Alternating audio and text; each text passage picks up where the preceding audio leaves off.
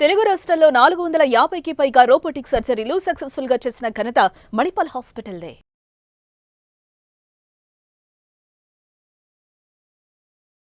నమస్కారం. నేను doctor Neelaveni, homeopathy స్పెషలిస్ట్ని, counselling psychologist and advanced yoga టీచర్ని. మనం ఈ రోజుల్లో సాధారణంగా ప్రతి ఇంట్లో చూసేది డయాబెటీస్ పేషెంట్స్ని. ఎంతగా పెరిగిపోయినాయంటే ప్రతి ఇంట్లో ఒకళ్ళో ఇద్దరు ఖచ్చితంగా ఉంటున్నారు. అంతకుముందు ఎవరికో కాఫీ టీలు తెస్తే షుగర్ వేయాలా వేయద్దా అనే క్వశ్చన్ ఎప్పుడో వచ్చేది. ఇప్పుడైతే షుగర్ ఎంతమందికి వెయ్యాలి అని అడుగుతున్నాం. అంటే మ్యాక్సిమం షుగర్ లేకుండా తాగేవాళ్ళు పెరిగిపోయారు. ఇంత కామన్గా పెరిగిన డయాబెటీస్ ఇంతమందికి ఉన్నా కూడా చాలామందికి దీని మీద అవగాహన ఇప్పటికీ కూడా లేదు.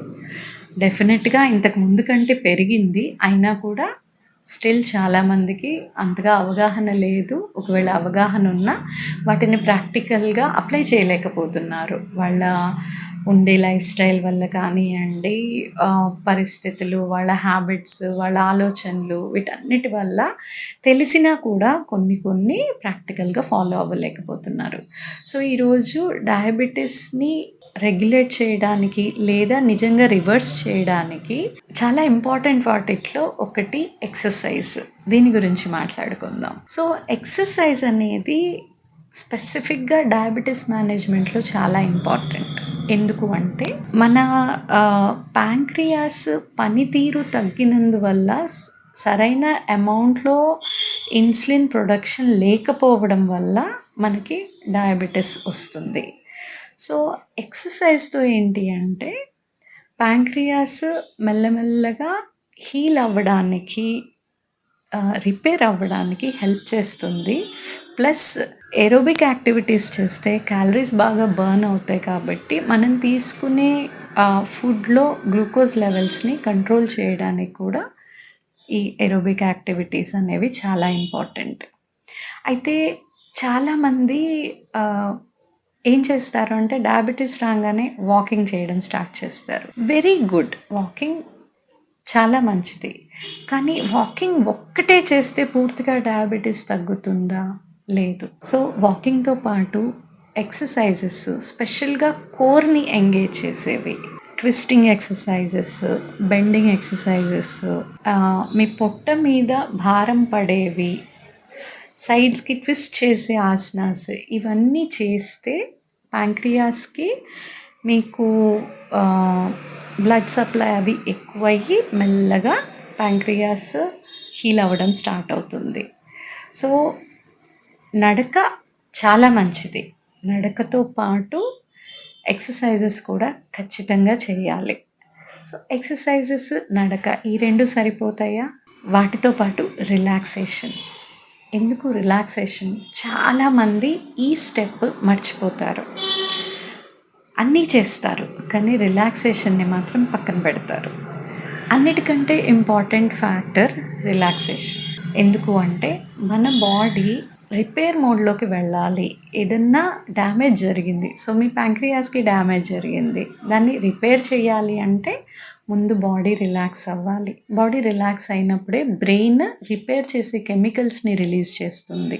ఆ కెమికల్స్ రిలీజ్ చేయాలి అంటే మనం రిలాక్స్డ్ మోడ్లో ఉండాలి. సో అది ఎలా అవ్వగలము? రిలాక్స్డ్ మోడ్, మీరు ఎక్సర్సైజ్ చేసిన తర్వాత ఒక 5 minutes, అట్లీస్ట్ మినిమం 5 minutes మీరు శవాసనలో పడుకొని ఒక్కొక్క పార్ట్ని రిలాక్స్ చేయండి. ఒక మంచి మ్యూజిక్ పెట్టుకొని వినండి. బాడీకి ఒక టైం ఇవ్వండి అది రిలాక్స్ అవ్వడానికి. మనం టైం ఇవ్వము, వాకింగ్ చేస్తాం, వస్తాము, పరిగెడుతూ అలాగే వెళ్ళిపోతాం. 5 minutes రిలాక్స్ అవ్వండి. నైట్ పడుకునేటప్పుడు మీ స్లీప్ క్వాలిటీ పెంచుకోండి. నైట్ పడుకునేటప్పుడు ఒక 5 minutes బిఫోర్ స్లీప్ ఒక్కసారి కళ్ళు మూసుకొని ప్రశాంతంగా మార్నింగ్ నుంచి నైట్ వరకు ఏమేమి జరిగినాయి, మంచి కానీ చెడు కానీ సరిగ్గా ఆలోచించి, ఓకే ఈరోజు ఇలా అయిపోయింది, దీన్ని వదిలేద్దాం, రేపటి నుంచి ఒక న్యూ స్టార్ట్, న్యూ బిగినింగ్ అని ఆ రోజు స్ట్రెస్ ఫ్యాక్టర్స్ ఆ రోజు తీసేయండి. భారం తీసేసి పడుకోండి. ఈ రెండు అప్లై చేసి చూడండి. మీ ఆల్రెడీ చేస్తున్న మీ ఎక్సర్సైజ్ వీటికి బెనిఫిట్స్ చాలా ఎక్కువగా పెరుగుతాయి. ఇప్పటి వరకు మీకు ఒక 40% బెనిఫిట్ వస్తుంటే ఈ 2 అప్లై చేస్తే మీకు ఒక 80% వరకు బెనిఫిట్ అవుతుంది. సో 5 మినిట్సే కదా అనుకుంటాం. ఆ 5 మినిట్స్ నిజంగా చేసి చూడండి. ఇన్ బిట్వీన్ మధ్యలో కూడా ఎక్కడైనా స్ట్రెస్ ఫీల్ అవుతున్నారనుకోండి, మధ్యాహ్నం కానియండి, ఈవినింగ్ కానియండి, ఇంకొక 5 మినిట్స్ జస్ట్ డీప్ బ్రీతింగ్, పొట్ట నిండా గాలి పీల్చుకొని మెల్లగా వదిలేయడం.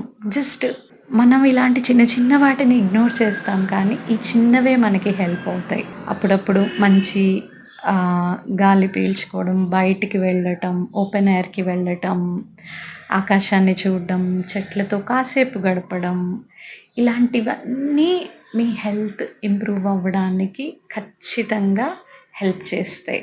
సో మీ స్ట్రెస్ లెవెల్స్ని కంట్రోల్లో పెట్టుకోండి, మీ బాడీని యాక్టివ్గా ఉంచుకోండి, మీ ఫుడ్ని సరైన బ్యాలెన్స్డ్ ఫుడ్ తీసుకోండి, అండ్ మీ డయాబెటీస్ మిమ్మల్ని ఏ ఇబ్బంది పెట్టదు. ఇన్ఫ్యాక్ట్ మీకు డయాబెటీస్ వచ్చినందుకు థ్యాంక్స్ చెప్పుకోవాలి. ఎందుకు అంటే డయాబెటీస్ రాకపోయి ఉంటే మీరు ఇలా మంచి లైఫ్ స్టైల్ వైపుకి వచ్చేవాళ్ళే కాదు.